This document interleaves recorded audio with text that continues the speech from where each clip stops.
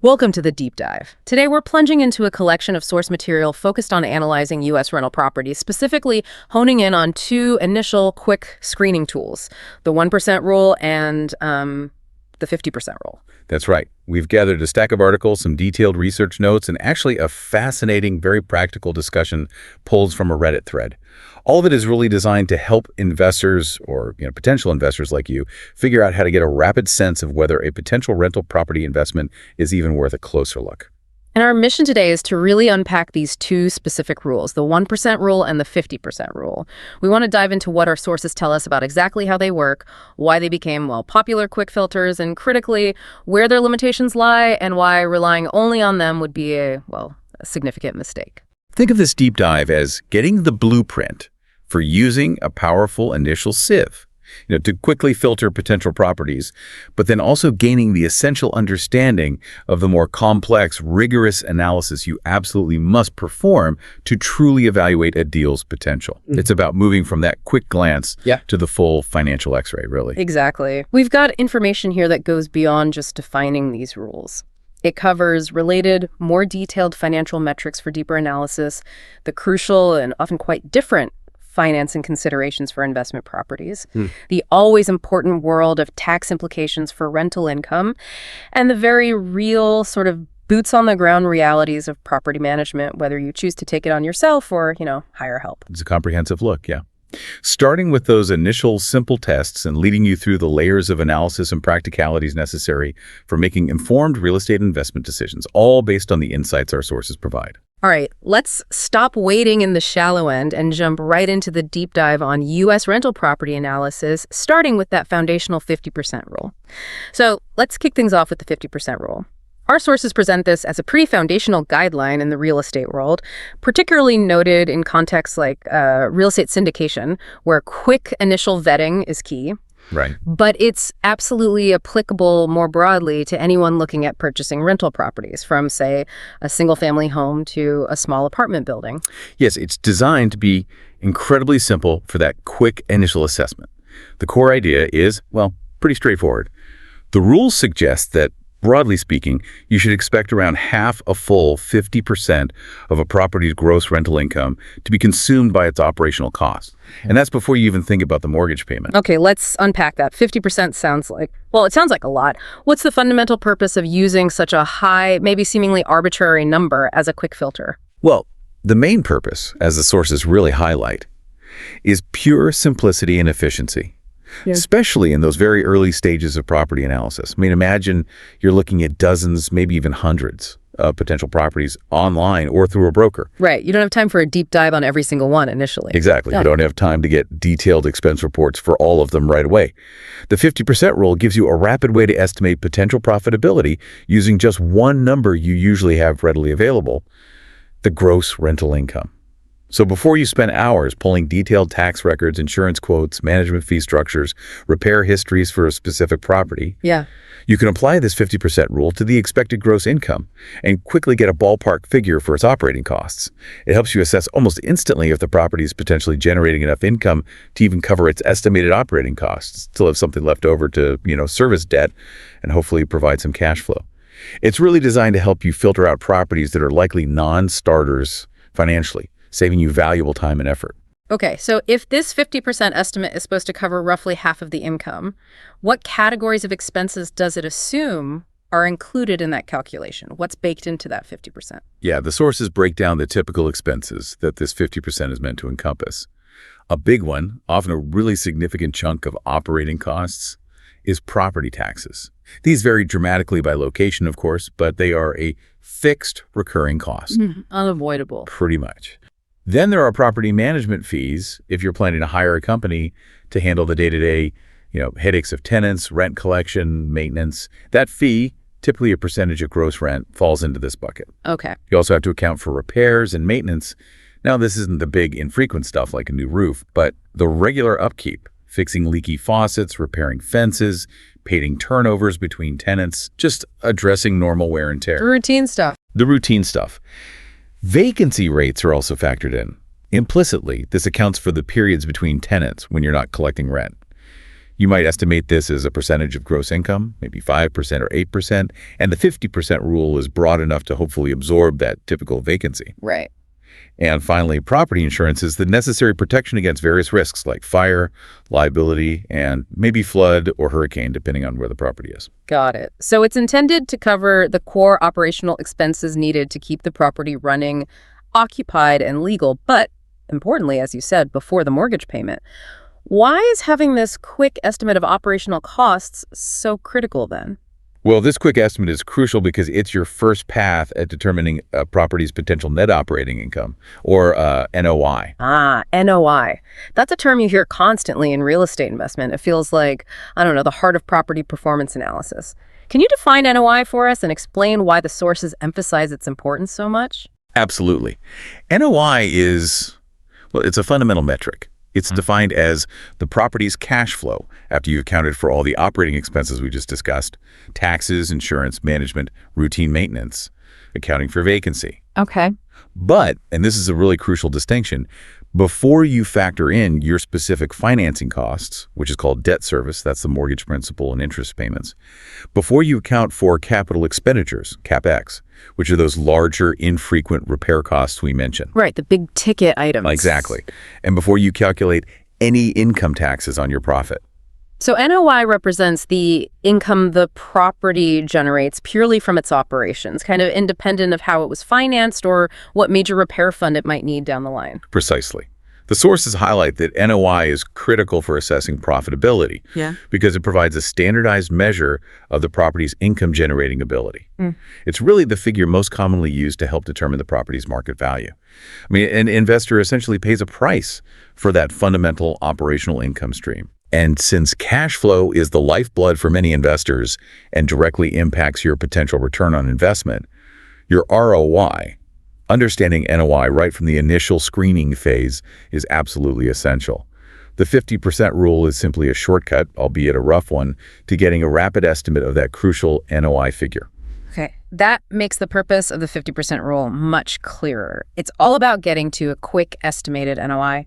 Can you walk us through the simple calculation using the 50% rule to predict that estimated NOI and potential cash flow? Certainly, it's a quick multi-step process based on that initial income figure. Step 1.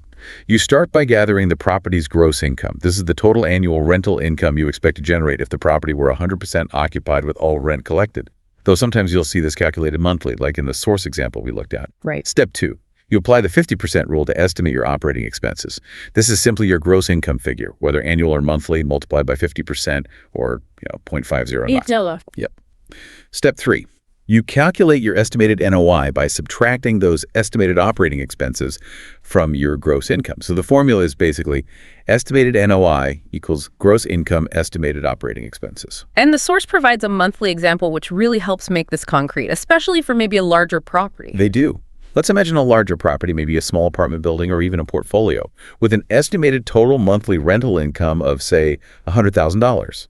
Applying the 50% rule, your estimated monthly operating expenses would be $100,000 multiplied by 50%, which gives you $50,000. So after accounting for those estimated operational costs, the taxes, management, maintenance, vacancy, insurance, you're left with $100,000 in income minus $50,000 in estimated expenses, resulting in $50,000.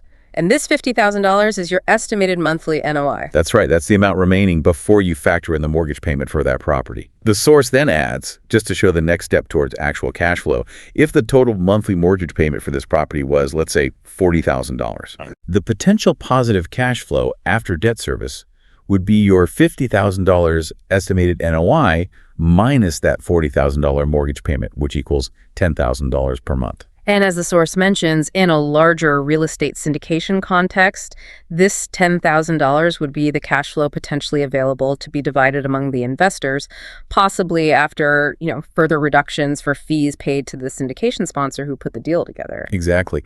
Even this simplified example really demonstrates the core power of the 50% rule as a quick screening tool. It gives you that rapid back-of-the-envelope calculation to assess if a property has the potential for positive cash flow after covering its core operating costs and likely debt service. It's really a viability check. So what are the overall pros that the sources highlight for using this 50% rule? What makes it so popular as an initial screen? Well, the biggest advantages, as we've kind of touched on, are its sheer simplicity and efficiency. It is incredibly easy to grasp and apply instantly. You literally only need the gross rental income figure to get a quick ballpark estimate of your operating expenses. This makes it an incredibly valuable tool when you're faced with a large list of potential properties and need to quickly identify which ones might warrant further investigation. It dramatically speeds up that initial screening process. It sounds like it's almost indispensable for that first pass filter, especially if you're looking at volume. It really is for high-level filtering, yeah. It also serves as a very useful benchmarking tool. When you're evaluating and comparing multiple properties, applying the same 50% rule consistently to each one gives you a uniform baseline for comparison. You can quickly line up potential properties and identify those with potentially higher estimated NOI relative to their income, helping you prioritize where to spend your limited time on more detailed due diligence. And the sources also mention its role in risk mitigation, like a safety net. Yes, it acts as a kind of quick safety net in a way. By providing a simple baseline expectation for what operating expenses should roughly be relative to income, it can help you quickly spot properties that might have unusually high operating expenses based on just preliminary data.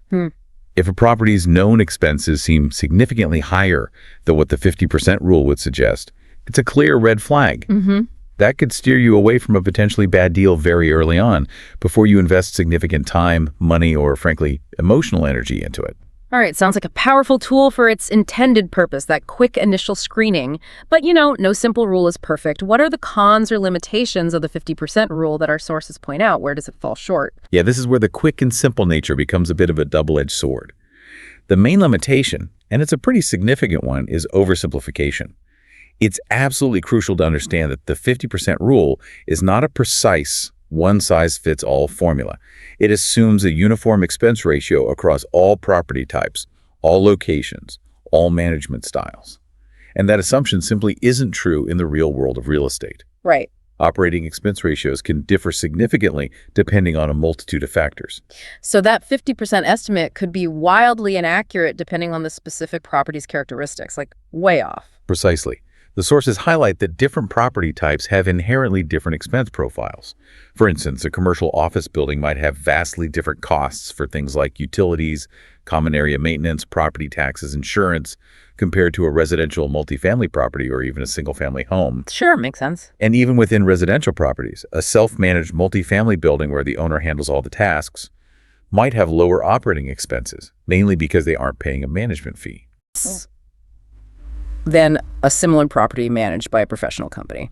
So the 50% ratio could be too high, leading you to maybe dismiss a potentially good deal, or perhaps more dangerously, it could be too low, giving you an overly optimistic view of a deal that's actually a financial drain. It really depends heavily on the specific property's characteristics, its age, its condition, and local market factors like taxes and utility costs. And critically, the source notes that the 50% rule has a major gap in its scope, something it just doesn't cover. This is arguably the most important limitation, yeah. The 50% rule only focuses on the routine, day-to-day operating expenses. It completely neglects capital expenditures or CapEx. Let's define CapEx again and maybe emphasize why ignoring it, even in that initial screen, is problematic. Okay, so CapEx stands for capital expenditures. These are the costs associated with expected but infrequent major repairs or replacements needed to maintain the property's value, structural integrity, and functionality over the long term. We're talking about things like replacing an aging roof. Big stuff. Big stuff. Installing a new HVAC system when the old one dies, replacing all the kitchen appliances in a unit, or undertaking significant structural repairs or maybe major renovations. These aren't monthly bills. They are irregular, often large expenses that are absolutely essential for the long-term health and profitability of the property. So the 50% rule tells you what's left after the routine bills, the operational stuff, but it gives you absolutely no sense of the large future expenses you'll eventually face. Exactly. And failing to account for these capital costs provides an incomplete and, frankly, potentially deceptively positive picture of the property's long-term financial performance and true cash flow. You might think you have great cash flow based on the 50% rule estimate, if you're not setting aside funds for that new roof or furnace that you know is coming in 5 years. Yeah. That positive cash flow is kind of an illusion waiting to be shattered by a massive, potentially unexpected expense.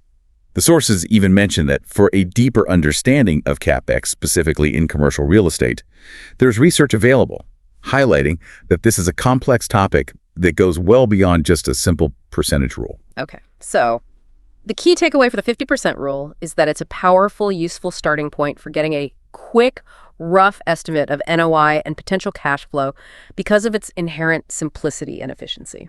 Yes, absolutely. It's a fantastic initial filter, helping you decide which properties deserve more of your time.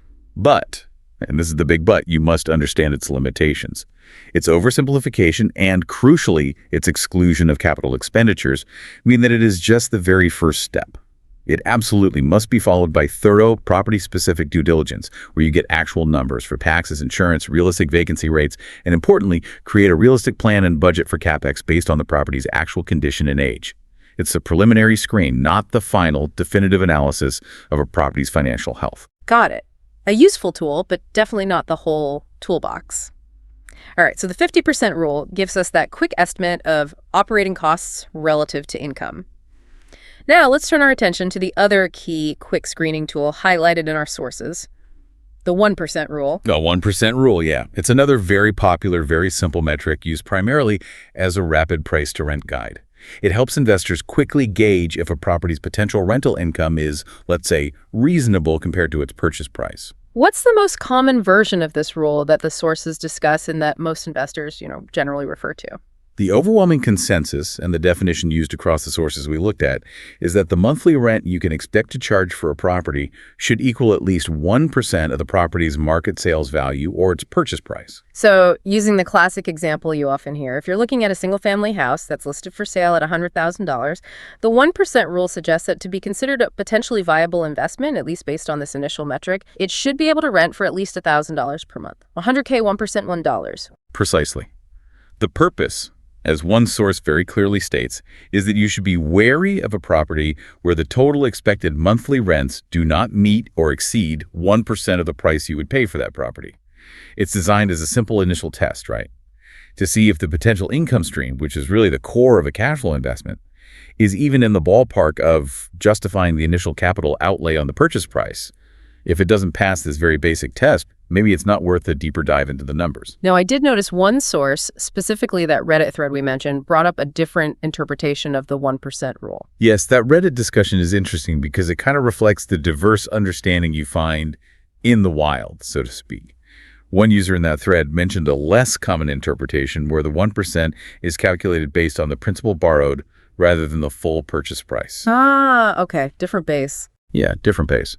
However, the clear consensus within the sources, and the definition most widely understood and used by investors, leans heavily towards the 1% of the purchase price or value definition. So while that alternative exists, we'll focus on the primary understanding derived from the majority of the material we reviewed. Makes sense. Yeah. Now, that Reddit thread specifically posed the question, is the 1% rule a myth? And the discussion's immediate, pretty resounding answer was that it is highly regional. This seems like the most critical point about this rule, doesn't it? It absolutely is the critical limitation, yes. The reality, as made abundantly clear by the sources, is that hitting the 1% rule is extremely difficult, if not virtually impossible, in many high cost of living or rapidly appreciating real estate markets. Like the coasts, maybe. Exactly. The sources repeatedly mention hot markets like New York City or vast swaths of California, including the Bay Area and Southern California, where, frankly, you might consider yourself incredibly fortunate to find a property that rents for maybe 0.5% of its value, or even as low as 0.25% in places like Manhattan, according to some commenters. Yeah. The 1% rule is simply not a common reality in these areas for typical properties listed on the market. Wow, that's a huge gap between the rule of thumb and the reality in significant markets. Why is there such a massive discrepancy? Why are people paying so much for properties relative to the rent they can get in those hot markets? Well, it really boils down to what's driving property values in those areas. In hot markets, a significant portion of the property's sale price isn't based on current rent, but on the expectation of future appreciation. Ah, betting on the come. Pretty much. Investors buying in these locations are often prioritizing the potential for the property's value to increase substantially over time, rather than focusing solely on immediate cash flow.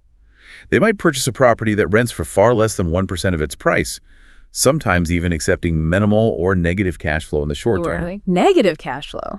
Yeah, sometimes. Uh-huh. With the primary investment thesis being that they will make a substantial profit years down the line when they sell the property at a much higher price. One of the sources specifically describes this approach in hot markets as being much closer to speculation than a cash flow business.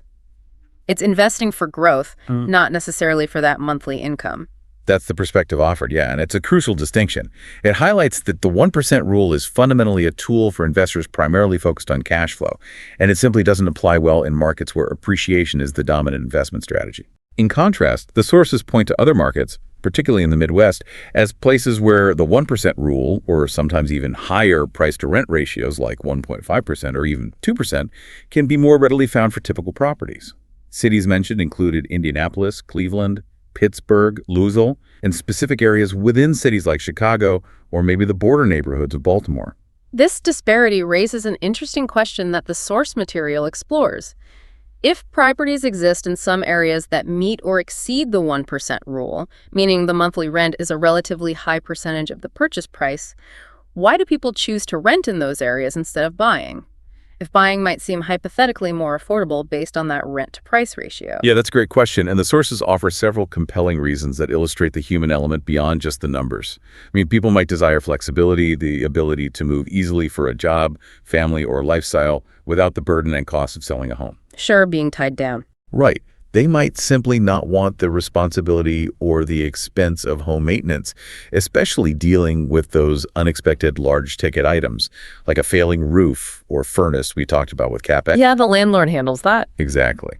Others might lack the necessary cash reserves for a down payment, or maybe the credit score needed to qualify for a mortgage, even if the monthly payments seem achievable relative to the rent they're paying.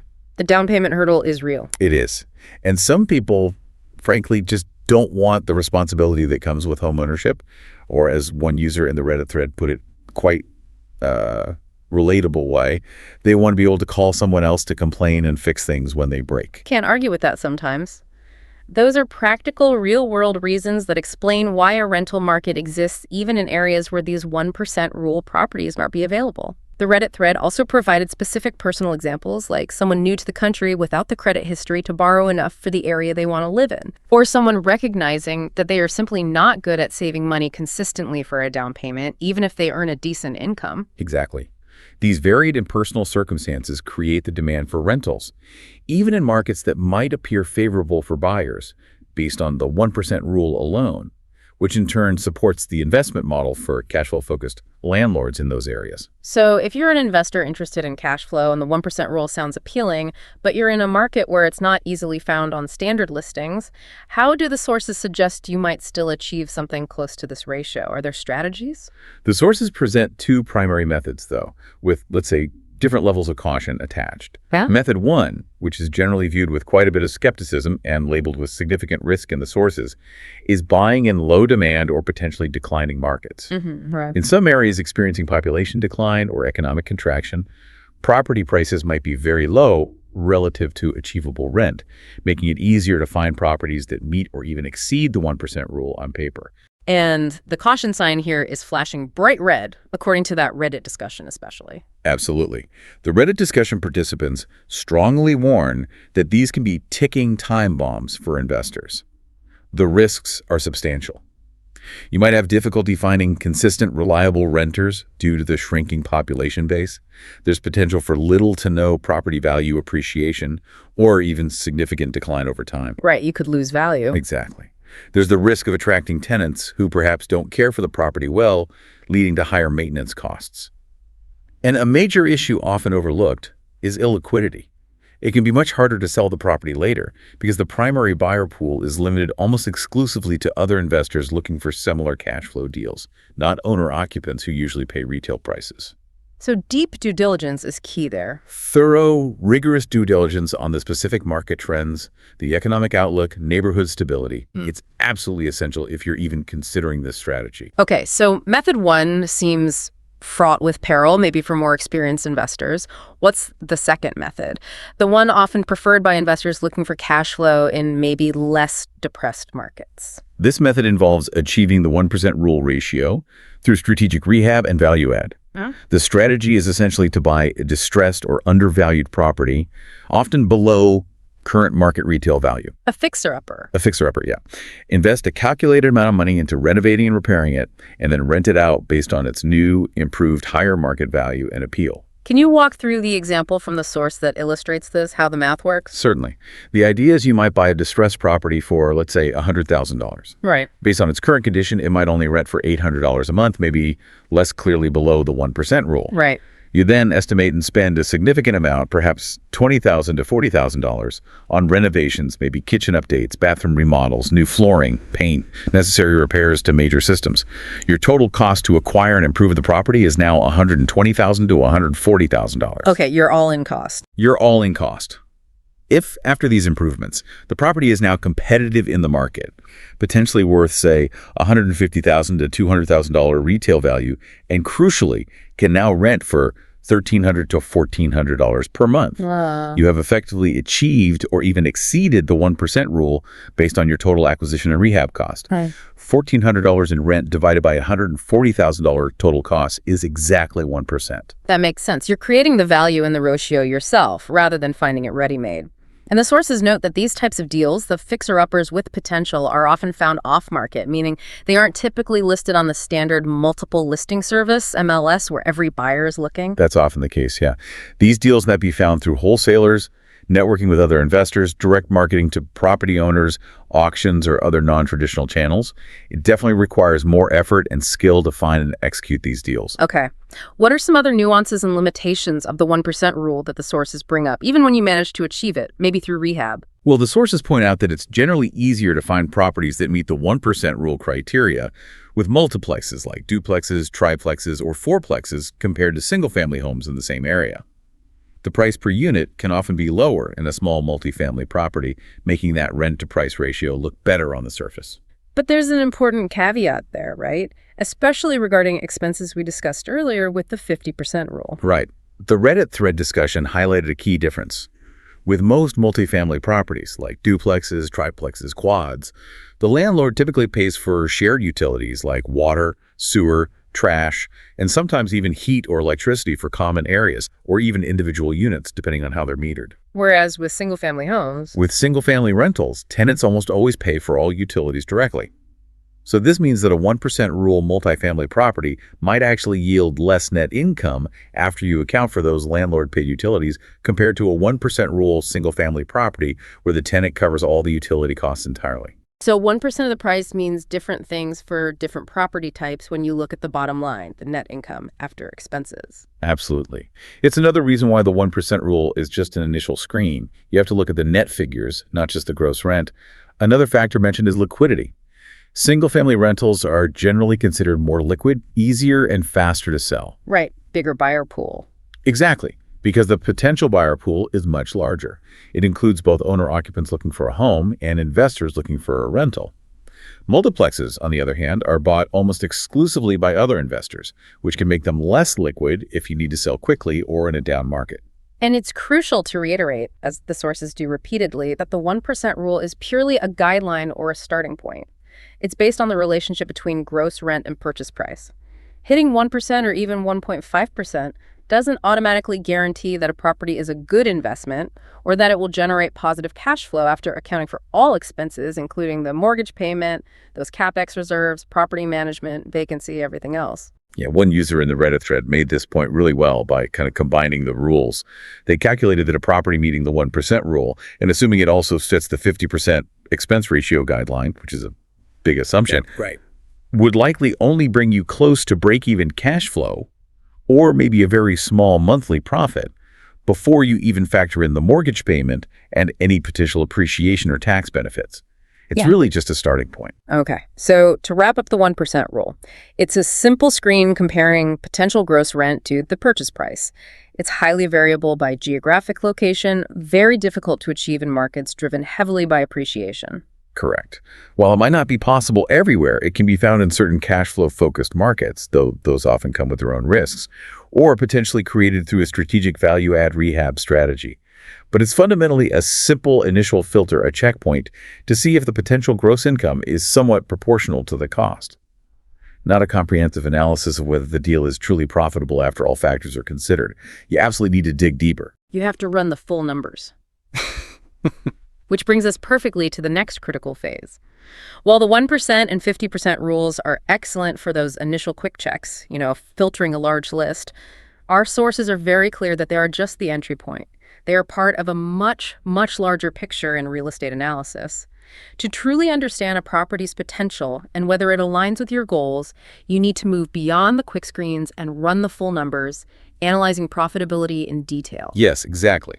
Those quick rules might get you interested in property or help you quickly discard it, but they don't tell you the whole complex story about a property's long-term financial performance, the risks involved, or the true return you can actually expect to achieve. And for the vast majority of real estate investors focused on rental properties, especially those maybe using the 1% rule as a guide, the ultimate goal is positive cash flow, right? That's what they're aiming for. That is the desired outcome for a significant number of people investing in rental real estate, receiving consistent, positive monthly cash flow from their properties. That's often the primary motivation. So let's define cash flow clearly in the context of rental properties, as outlined in the sources. What does it really mean? Put simply, cash flow is the actual movement of money in and out of the property on a regular basis, usually looked at monthly. It's your total income from the property, which primarily comes from rent collection, but as the sources note, can also include other fees like late fees, pet fees, maybe laundry income, things like that. Okay, all the income. All the income minus all of your expenses associated with that property. And when we say all expenses here, unlike the 50% rule's limited scope, we mean everything. The operating expenses, taxes, insurance, maintenance, management, vacancy allowance, plus your mortgage payment, which is called debt service, plus funds you should be setting aside for capital expenditures, CapEx, plus any other costs like utilities you might pay as the landlord, HOA fees, etc. Everything out. So positive cash flow means that after paying every single bill related to the property for the month, including saving for the future big stuff, you still have money left over in your pocket, or at least in the property's bank account. Exactly. More money came in that month than went out. That leftover amount is your positive cash flow. Negative cash flow obviously means the opposite. Your total expenses exceeded your total income, and you had to put money into the property that month from other sources just to cover the bills. Clearly, positive cash flow is the target for most investors. The sources provide a simple example of calculating basic cash flow, just to illustrate. They do. A straightforward illustration is a property bringing in, say, $800 in monthly rent. Let's say, for simplicity in this example, the total of all other monthly expenses, including the mortgage payment, taxes, insurance, and allocation for utilities if applicable, routine maintenance, and importantly, setting aside funds for CapEx, comes to $680 per month. Okay. Your simple cash flow calculation would be $800 income minus $680 total expenses, leaving you with $120 in positive cash flow per month. And that $120 is the money you actually pocket that month, or that stays in the property's account after all financial obligations, current and future estimated, are met? Correct. It's the actual bottom line for that specific month, assuming your estimates are accurate. Now, the sources acknowledge a common question investors ask: what is considered good cash flow? And they are very clear that this answer is not universal at all. It varies dramatically depending on the specific investment type, single family versus multifamily, the geographic location of the property, and very importantly, the individual investor's goals and overall investment strategy. So there's no single dollar amount or percentage that everyone agrees is good cash flow, no magic number. Not at all. What feels like good cash flow is really relative. Generally speaking, the sources suggest that receiving maybe $100 to $200 per unit per month can be considered a solid target for positive cash flow by many investors. This is the net profit per unit after all expenses are paid, but importantly, before you consider the personal income taxes you'll eventually owe on that rental profit. Right, got to pay Uncle Sam eventually. But you stressed earlier that this number, even $100, $200, needs to be viewed in context, particularly against the property's cost. Absolutely crucial context, yes. $150 in monthly cash flow on a property you purchased for $100,000 represents a very different rate of return on your invested capital compared to achieving $150 in monthly cash flow on a property that cost you $800,000. Big difference. Huge difference. The initial purchase price, and just as importantly, the amount of cash you had to put into the deal, your down payment, closing costs, any initial rehab costs, are essential pieces of the puzzle when evaluating if the cash flow, whatever its dollar amount, is truly good for you and your investment strategy. It's about the return on your invested cash. Ultimately, though, any positive cash flow is generally better than negative cash flow, right? Right. Yes. The sources highlight that any amount of positive cash flow, even if it seems small on the surface, is generally considered a positive outcome. Positive cash flow means the property is self-sustaining financially and contributing positively to your finances, not draining them. It can lead to higher overall profit over time. It provides opportunities to reinvest that cash flow back into the property, maybe accelerating CapEx replacements or into other investments. And importantly, it serves as a crucial safety net, a buffer, to cover those inevitable, unexpected expenses that will pop up eventually. Yeah, the emergency fund. Exactly. Just breaking even consistently or consistently being slightly negative might not be considered worthwhile for the significant time, effort, risk, and capital involved in owning and managing a rental property. You want it to work for you. Okay, so to move beyond the oversimplified 1% and 50% rules and get to that detailed cash flow picture, our sources introduce several other related metrics and calculations that are essential for a more thorough financial analysis. These are the tools you use after the initial filter when you're getting serious about a property. Exactly. These calculations allow you to build up the full picture of the property's financial performance, moving from the top line down to the bottom line. Let's run through some of the key ones mentioned in the materials. First, we have gross scheduled income, GSI. This is the theoretical maximum income, the absolute best case scenario. It's the total potential rent the property would generate over a year or a month if it were 100% occupied every single day with every single penny of rent collected on time. The dream scenario. But reality usually involves some vacancies and maybe tenants who don't pay. That brings us to gross operating income, GOI. Correct. GOI takes that theoretical GSI and makes it more realistic. You start with GSI, then you subtract an allowance for vacancy and credit loss, accounting for periods when units are empty between tenants or when tenants unfortunately don't pay their rent, and then you add in any other income sources that aren't base rent, like maybe income from laundry machines, pet fees, application fees, or parking fees if applicable. GOI is your estimated actual collected income from the property. Okay, closer to reality.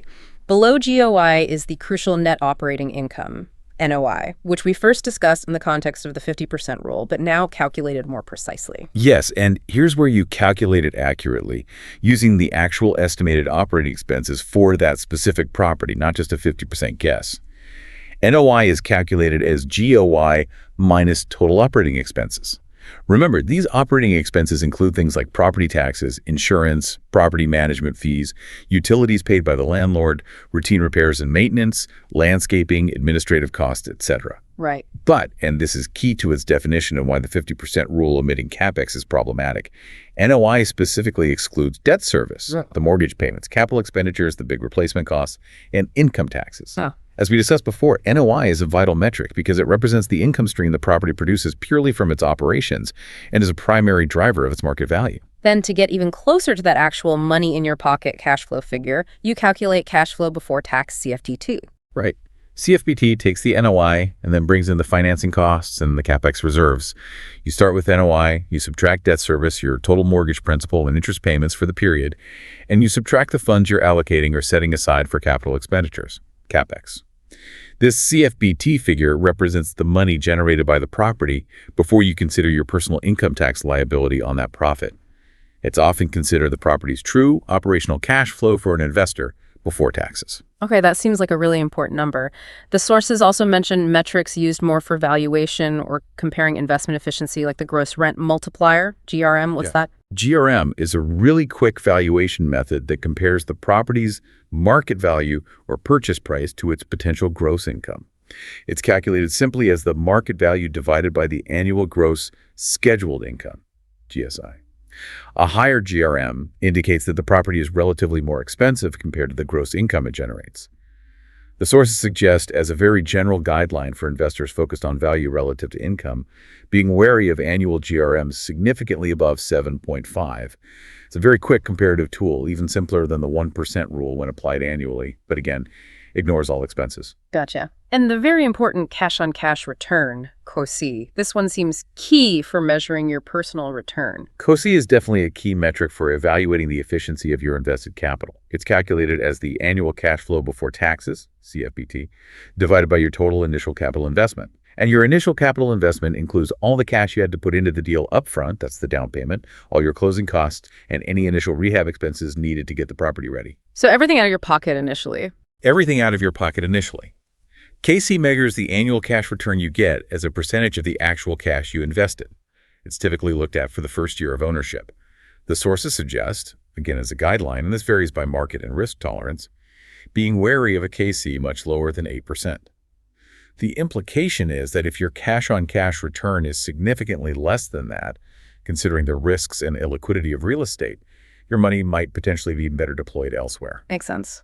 There's also the capitalization rate, cap rate, which is closely related to NOI, right? Yes, the cap rate is another important valuation metric, often used by commercial investors and analysts to compare properties based purely on their income stream, independent of financing.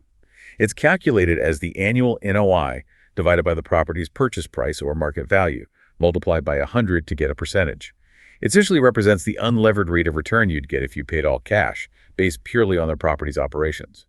A higher cap rate generally indicates a higher yield relative to price, or maybe a lower price relative to income, suggesting potentially better value. And that Reddit comment we saw made an interesting calculation connecting the rules. Yeah, that was insightful. A commenter suggested that a property meeting the 1% rule, 1% monthly rent of value, if you also assume it fits the 50% expense ratio, implies a cap rate of approximately 6%. The math is 1% monthly rent is 12% annual gross rent relative to value. If expenses are 50% of that gross rent, the remaining NOI is 6% of the value. 12%, 50% equals 6%. It shows how these rules of thumb relate to more formal metrics, at least theoretically. Interesting connection. Finally, the sources mention gross yield. How does that fit in? Gross yield is perhaps the simplest yield metric of all. Essentially, the 1% rule expressed annually as a percentage. It's calculated as the annual rent, often called the rent roll or gross scheduled income, divided by the purchase price, multiplied by 100. So a property meeting the 1% monthly rule would have a 12% annual gross yield. Like the GRM, it doesn't account for any expenses, so it's purely a top-line comparison of income to price. Useful for very quick comparisons, but tells you nothing about profitability. Okay, so comparing all these metrics, the 1% rule and the 50% rule are really just the first level of filters that hint at potential NOI and cash flow. Right, the appetizer. While metrics like GSI, GOI, NOI, CFPT, COSI, and cap rate provide the detailed picture, the main course that you need for a real investment decision. And as we highlighted when discussing the 50% rule's limitations, capital expenditures, CapEx, are a major factor that must be accounted for in the full analysis, specifically in that CFPT calculation and your long-term planning. Absolutely. The sources strongly emphasize that CapEx is not optional or something you can just ignore and hope for the best. These are the costs of significant repairs or replacements, roofs, HVAC systems, major appliances, foundations, maybe structural issues that are needed to maintain the property's value, safety, and functionality over time. They might not happen every year, but they will happen eventually. It's not if, but when. It's exactly. Failing to budget and set aside funds for CapEx means you are providing yourself with a fundamentally incomplete and overly optimistic picture of the property's long-term profitability and true cash flow. It's crucial for understanding your actual financial return over the property's entire lifespan. You really need a realistic CapEx budget based on the property's specific age, condition, and the expected lifespan of its major components. Ignoring it is just asking for trouble down the road. Okay. Beyond the operational costs, CapEx, and debt service, taxes are another significant factor that directly impacts the actual net profit an investor gets to keep. Can't forget taxes. Never forget taxes. That's right. Rental income is considered taxable income, and the sources stress the absolute necessity of accounting for your tax liability to understand your actual spendable profit. Your net rental income, which is calculated after deducting all eligible expenses, is typically added to your other income, like from your job, and taxed at your regular personal income tax rate. This means if you're in a higher income tax bracket, a larger percentage of your rental profit will go to taxes. However, the good news, as the sources point out, is that there are numerous expenses associated with running a rental property that are tax deductible, which can significantly reduce your taxable rental income. Yes. This is a critical area where understanding the rules can really save you money. The sources list many common deductible expenses: costs for maintenance and cleaning, the cost of replacing appliances or HVAC systems, though the rules can be tricky on repair versus improvement. Mortgage interest paid, often the largest deduction, especially in the early years of a loan. Property insurance premiums, property taxes you paid, advertising costs to find tenants, property management fees if you hire someone, HOA or condo fees if applicable, utilities you pay for as the landlord, legal and professional fees, like costs associated with tenant screening or, unfortunately, eviction, and even expenses related to vacancy periods, like maintaining the property while it's empty. And perhaps the most significant non-cash deduction, the one that confuses a lot of people, is depreciation.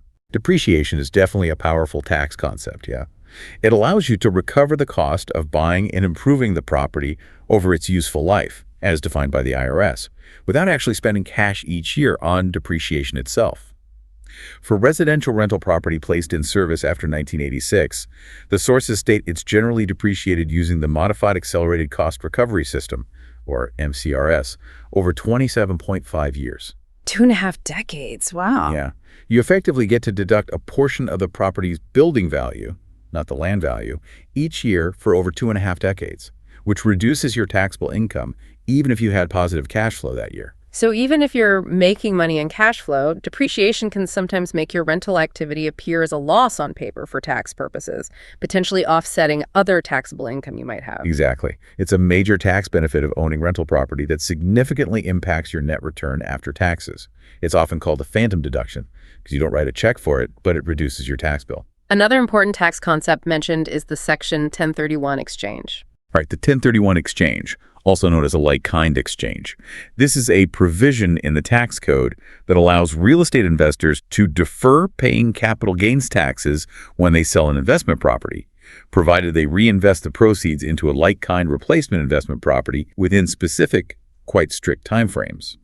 The capital gains tax isn't eliminated, but it's deferred, potentially indefinitely if you keep exchanging, until the replacement property is eventually sold without being reinvested. That sounds like a huge tool for investors looking to trade up or maybe expand their portfolio over time without losing a large chunk to taxes immediately on each sale. It's a very powerful strategy for building wealth in real estate over the long term, yes. But the sources add a crucial overarching note about navigating all these rental property taxes. They strongly recommend working with a qualified, experienced tax accountant who specializes in, or at least understands, real estate investments. Rental property tax laws are complex, they're constantly subject to change, and they require meticulous record keeping to maximize legitimate deductions and ensure compliance. Trying to figure it all out yourself, especially with things like depreciation recapture or passive activity loss rules, can lead to missed opportunities or worse, costly mistakes and IRS audits. Get professional help. Sound advice. And speaking of record keeping, accurate calculation of cash flow, NOI, and tracking all those tax-deductible expenses requires meticulous financial tracking, right? You can't just guess. Oh, it's absolutely fundamental to running a successful rental property business. You need accurate, organized tracking of every dollar coming in and every dollar going out. The sources mention various types of property management software options available today, things like Landlord Studio, AppFolio, Buildium, Tenant Cloud, Cozy, which is now part of Apartments.com, Rent Manager, and others. So tools to help manage it all. Exactly. These tools can help you manage tenants, collect rent online, track all income and expenses accurately, generate essential financial reports like profit and loss statements needed for your accountant, schedule E for taxes, or maybe a trailing 12-month report if you're refinancing or selling, and ensure you don't miss any legitimate tax deductions. One source even cited a study suggesting investors using such software saved on average $500 more per property annually just through better tracking of deductible expenses compared to those using spreadsheets or manual methods. Wow, that adds real dollars to your bottom line, especially if you have multiple properties. It sounds like robust financial tracking software could quickly pay for itself. Very likely, yes. Both in save taxes and save time and reduced errors. So we've covered the initial quick screens, the detailed financial metrics, the importance of CapEx, taxes, and even the financing differences. But real estate investment involves more than just spreadsheets and calculations, doesn't it? Our sources also delve into the practical realities and considerations beyond the numbers, the day-to-day operations, and crucial steps to protecting your investment in the real world. That's right, because even if your pro forma financial projections look absolutely fantastic based on all the numbers we've discussed, things can and often do go wrong in reality, negatively impacting your actual cash flow and profitability. The real world intrudes. What are some of those real-world factors, those curveballs that can derail even the best-looking numbers on paper? Well, the sources highlight unexpected maintenance issues as a major one. A property might look good on paper, pass inspection, but things break, often at the worst times. One Reddit user shared some recent painful examples from their own experience, dealing with a building-wide bedbug infestation requiring expensive treatment across multiple units. Yeah, needing unexpected paint touch-ups or even full repaints between tenants that weren't budgeted, replacing a broken entry gate for security, and facing costly plumbing problems requiring emergency plumber call-outs at premium rates. These are expenses that probably weren't in the routine maintenance budget, but they hit your cash flow hard and fast when they occur. And other major issues often revolve around the tenants themselves, right? Absolutely. Unpaid rent is a direct hit to your income stream. Suddenly, that expected cash flow for the month is just gone. Yeah. This can then lead to the costly and often time-consuming process of evictions, which involve not just legal fees and court costs, but also the continued loss of rent during the eviction process itself and the subsequent vacancy period while you fix up the unit and find a new tenant. It compounds quickly. It does. Tenants can also cause significant damage to the property, sometimes accidentally, sometimes negligently, potentially exceeding the security deposit you hold, and requiring expensive repairs out of your pocket before the unit can be re-rented. And just having high vacancy rates units sitting empty for longer than you expected between tenants directly reduces your collected income while your holding costs, mortgage, taxes, insurance, utilities keep ticking along. So even with a property that looks great on paper, you need to be prepared for these potential challenges and have contingency funds. On the flip side, if a property's actual cash flow isn't meeting your goals, either initially or maybe after a period of ownership, the sources suggest strategies for potentially increasing it. You're not necessarily stuck. Yes, there are definitely ways to optimize performance, assuming the underlying property and market are decent. A key strategy is focusing on reducing vacancy rates. This involves having effective systems for quickly marketing the property when a vacancy occurs, efficiently and thoroughly screening applicants to find reliable tenants who pay on time and take care of the place. Tenant screening is huge. Huge. And providing good tenant relations and service to encourage those good tenants to stay longer, reducing turnover costs. Increasing rent strategically is another obvious lever. You should generally aim to align your rents with the current market value annually, or at least renewal. But you have to be careful not to overprice yourself to the point where you have high turnover or difficulty finding tenants, and of course be acutely mindful of any local rent control legislation that might limit the amount or frequency of increases. Renovating to add value can also justify higher rent, like we discussed with the 1% rule strategy. Exactly. Investing in smart property upgrades like modern kitchens, updated bathrooms, adding in-unit laundry, or other desirable amenities can make the property more attractive, command higher rental income, and potentially attract better quality tenants. For certain property types and markets, especially maybe near universities or in high-demand urban areas, you might even consider the strategy of renting by the room. This can often generate significantly higher overall income for the property compared to renting it as a single unit, though it also typically involves more intensive management and potential tenant conflicts. The financing structure itself can sometimes be optimized too. Definitely. Negotiating favorable loan terms initially, or refinancing existing debt later to potentially get a lower interest rate or extend the term to reduce your monthly mortgage payment, debt service, is a direct way to boost monthly cash flow, as the mortgage is often the single largest expense category. And getting creative with additional revenue streams. That's another idea from the sources, looking for ways to generate extra income beyond just the base rent.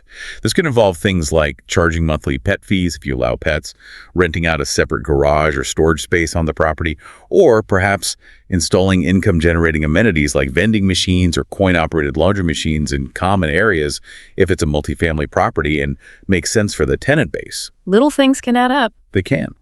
And finally, just actively working to reduce your operating costs by tracking expenses closely, identifying opportunities for savings, like maybe installing more efficient lighting or water fixtures or shopping around for better insurance rates periodically, and ensuring you maximize all legitimate tax deductions is crucial for boosting the net cash flow that actually hits your bank account. Shifting gears quite a bit now, accessing the capital to actually purchase an investment property is often a different ballgame than getting a loan for your primary residence, the home you live in. What do the sources tell us about those key differences, particularly when dealing with conventional loans from banks or mortgage lenders? Yeah. The differences are significant and really reflect the lender's perspective on the perceived risk involved with non-owner occupied properties. First and foremost, you should expect to make a substantially larger down payment.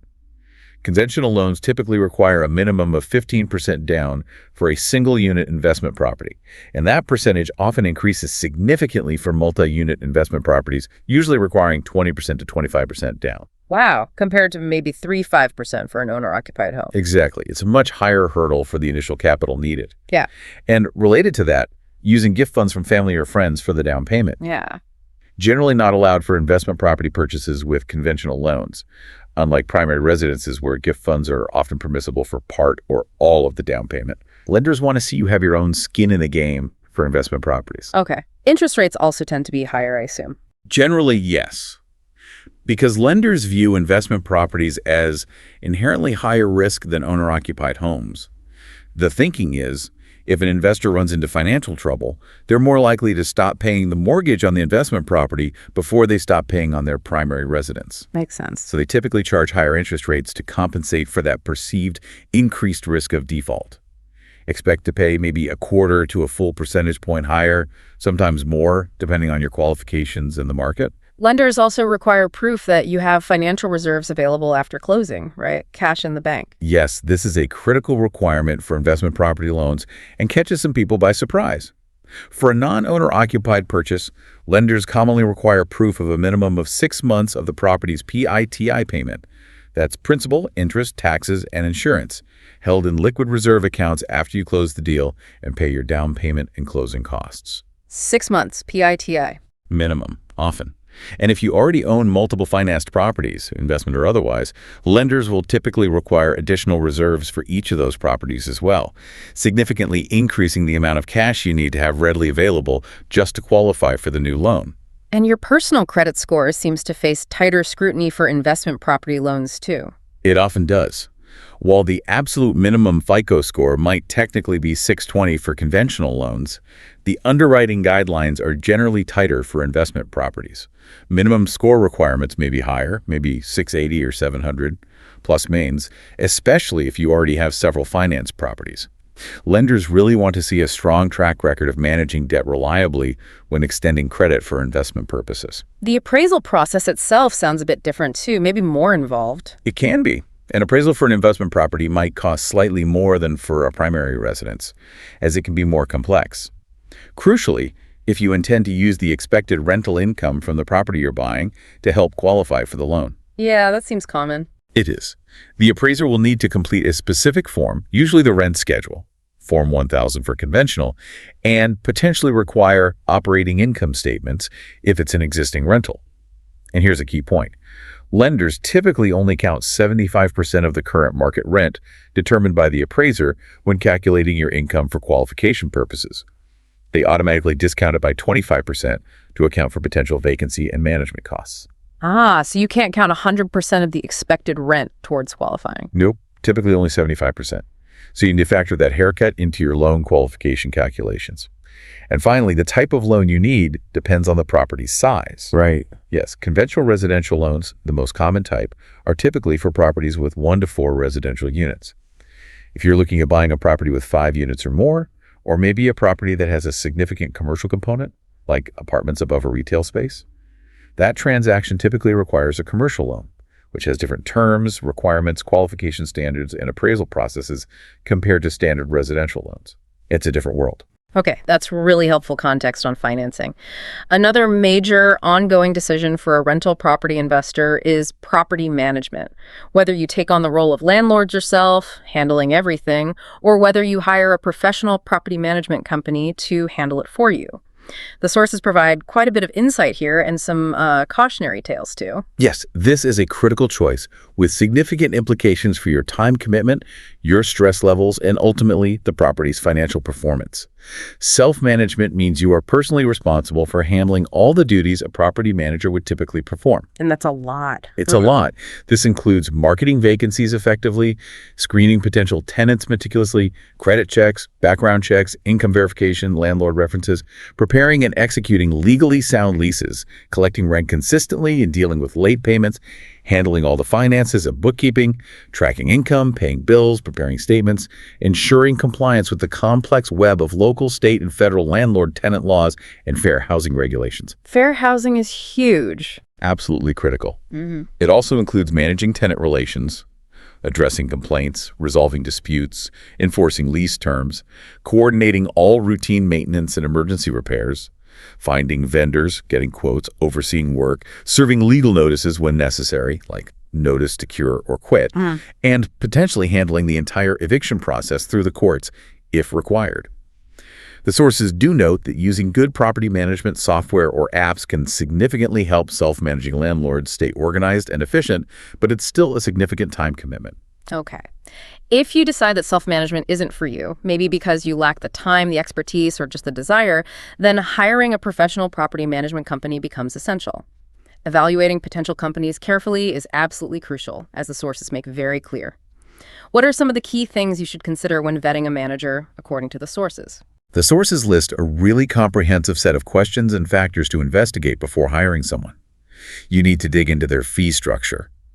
Are there hidden charges beyond the main percentage, like setup fees, lease-up fees, vacancy fees?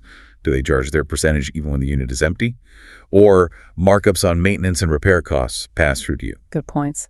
Understand their financial controls. How exactly do they handle incoming rent, pay property bills, and track money to prevent errors or, in the worst case, fraud? Ask what specific management software they use and whether it allows tenants easy online payment options or provides you with an owner portal for accessing reports and statements. What are their specific payment and reporting dates each month? When can you expect your money and your statement? Yeah, transparency is key. Absolutely. Ask about their process and typical timeline for advertising and filling vacancies. How meticulously do they document the property's condition with photos or video before move-in, during the tenancy, and after move-out to handle security deposit dispositions properly? How do they protect your personal information and the sensitive information of your tenants? What are their staffing levels, and how responsive are they likely to be to you and your tenants? Do they seem genuinely knowledgeable about current landlord-tenant laws and fair housing, maybe through affiliations with industry associations like NRRPM? And maybe even try to gauge the general office climate and how they treat tenants, because good tenant relations often lead to longer occupancies and fewer problems. That's a lot to check. The sources also provide some stark warnings and highlight specific red flags for potentially bad managers, drawing lessons from a particularly severe case referred to in one source as the Shockley debacle, where a property manager was alleged to have stolen millions from property owners over several years. Yeah, that case, unfortunately, serves as a very sobering example of what can go wrong with inadequate oversight and misplaced trust. The red flags that the victims later realized they had ignored are powerful lessons for any owner using a manager. Things like calls and emails frequently not being returned or answered promptly, financial reports being consistently late, completely non-existent, or ridiculously simple, maybe just a single number with no backup detail or invoices. No transparency. Exactly. Not receiving copies of paid invoices for expenses listed on the statement, noticing discrepancies or unaccounted for money in their monthly statements, or having properties sit vacant for extended periods without clear communication about marketing efforts or prospective tenant feedback. These were all warning signs in that case. What were some of the common pitfalls or mistakes the owners in that scenario made that allowed the situation to escalate so badly? What can others learn from that? The sources identify several critical errors that contributed. Being primarily lured by exceptionally low management fees, not fully recognizing that penny wise could be pound foolish when it comes to safeguarding your asset and income stream, choosing a manager based more on charisma or a slick sales pitch, rather than conducting thorough due diligence on their actual business practices, financial controls, and reputation. Trusting implicitly without verifying anything independently. Just handing over the keys. Pretty much. Failing to verify critical things like whether property taxes were actually being paid on time from the funds provided, or if maintenance work billed was truly completed and done properly, essentially abdicating their fundamental responsibility for oversight of their own investment. And, frankly, simply lacking a clear understanding of the level of service, communication, and financial transparency they were entitled to expect from a professional management company acting as their fiduciary. So how should an owner approach their relationship with the property manager to avoid these pitfalls and ensure accountability? How do you make it work? The sources emphasize treating your property manager as a professional business. Associate with clear, documented expectations, not just as a friend or someone you hand the keys to and then forget about. You should expect specific duties from them, and they should be able to demonstrate competence and transparency in these areas. They should be actively seeking to maximize profit for you, meaning charging market rent, screening tenants properly, collecting rent efficiently, paying bills on time, providing clear and detailed financial reports. They absolutely must maintain compliance with all local, state, and federal landlord-tenant laws and fair housing regulations to protect you from liability. They should utilize advanced financial controls and professional software for accurate and transparent accounting. Provide good customer service to tenants to encourage retention. Handle routine maintenance requests and emergencies promptly and cost-effectively, usually with your pre-approval for larger items. Protect your personal information and tenant data securely, and ideally help you assess and mitigate risks to your investment proactively. Okay, those are fair expectations, but it's also important to have reasonable expectations yourself and not demand the impossible from your manager, right? Yes, the sources caution against unrealistic expectations that can sour the relationship. Don't expect absolute perfection. Mistakes can happen occasionally in managing properties and people. What matters is how the manager communicates about them, addresses them, and rectifies them. Don't expect that there will never be any problems ever again just because you hired a manager. Tenants can cause damage, appliances will break, emergencies happen, and your manager's role is to handle these situations professionally and in your best interest, not necessarily to prevent them entirely from ever occurring. Right, they aren't miracle workers. Exactly. And don't expect an immediate, instantaneous response to every single call or email at all hours of the day or night. Managers have multiple clients, other properties, staff to manage, and their own emergencies to deal with. The sources suggest allowing them at least one business day to respond to non-emergency communications is generally reasonable. Okay. If, after setting clear expectations, communicating professionally, and providing reasonable time, you determine that a manager is still failing to meet their obligations or is exhibiting some of those serious red flags we discussed, what actions do the sources suggest you can take? Depending on the severity and nature of the issues, the sources suggest escalating your concerns methodically. Start by putting your specific concerns and expectations for improvement clearly in writing to the manager, creating a paper trail. If the issues are significant, pattern-based, and not resolved satisfactorily after communication, you will likely need to begin the process of planning to transfer your properties to a different management company, following the terms of your management agreement. And in really bad cases? In cases of suspected theft, fraud, or gross negligence that has caused you financial harm, beyond just transferring the properties, the sources recommend filing a formal complaint with the relevant regulatory agency that oversees property managers in your state or locality, often the Real Estate Commission or a similar body. This can trigger an investigation and potentially disciplinary action against the manager's license. Okay. Finally, weaving everything together, the sources stress that success in real estate investment, particularly with rental properties, requires continuous learning and building a strong team around you. It's not just about finding one deal. It's definitely not a passive activity where you just buy something and collect checks without effort. You really need to commit to ongoing education. This includes deeply understanding your responsibilities as a landlord, whether you self-manage or hire out management. Crucially, this means knowing and strictly adhering to fair housing laws, which prohibit discrimination based on those federally protected classes like race, color, national origin, religion, sex, familial status, presence of children, and disability. And state and local laws, too. Yes. And many states and cities have additional protected classes like marital status, source of income like Section 8 vouchers, sexual orientation, or gender identity, so you absolutely need to know the specific laws applicable to your property's location. Understanding fundamental tenant rights, such as the warranty of habitability, ensuring the property is safe, sanitary, and livable, is also essential to avoid legal trouble. Beyond the legal compliance. Beyond legal compliance, the sources recommend continuously learning the various financial analysis metrics we discussed today, constantly studying your specific local real estate market trends, rents, vacancies, sales, actively networking with other investors to share knowledge, best practices, and vendor recommendations, and if possible, finding experienced mentors who can provide guidance and help you avoid common pitfalls. It really sounds like running a business that requires ongoing effort, education, and surrounding yourself with knowledgeable people, accountants, lawyers, contractors, maybe mentors, far beyond just finding a property that looks okay based on a couple of simple initial metrics like the 1% or 50% rule. That's exactly what it is. It's operating a business. And those rules are just the very first step in evaluating a potential business opportunity.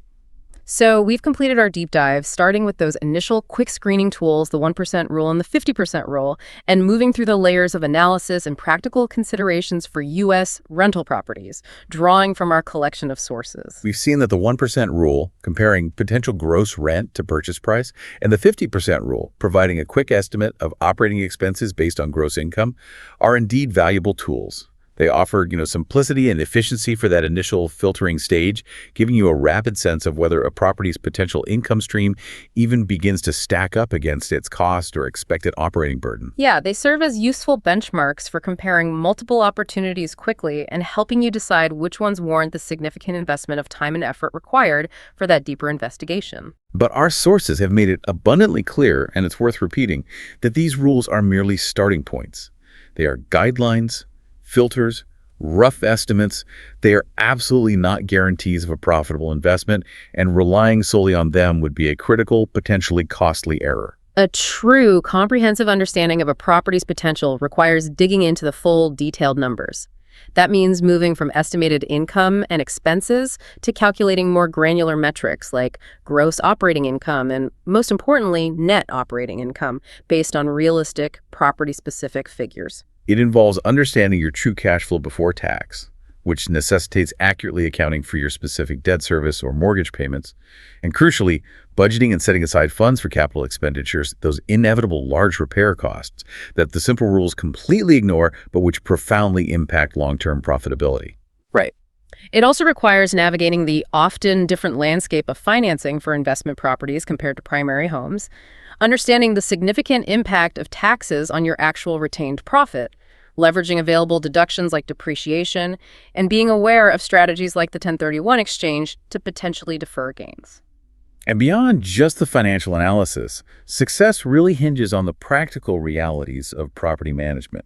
Whether you take on that demanding role yourself or carefully select and diligently oversee a professional manager, learning from the mistakes highlighted in some of those severe cautionary tales we discussed. Ultimately, what makes a property have good cash flow or be a worthwhile investment is not determined by a single universal number or formula from a rule of thumb.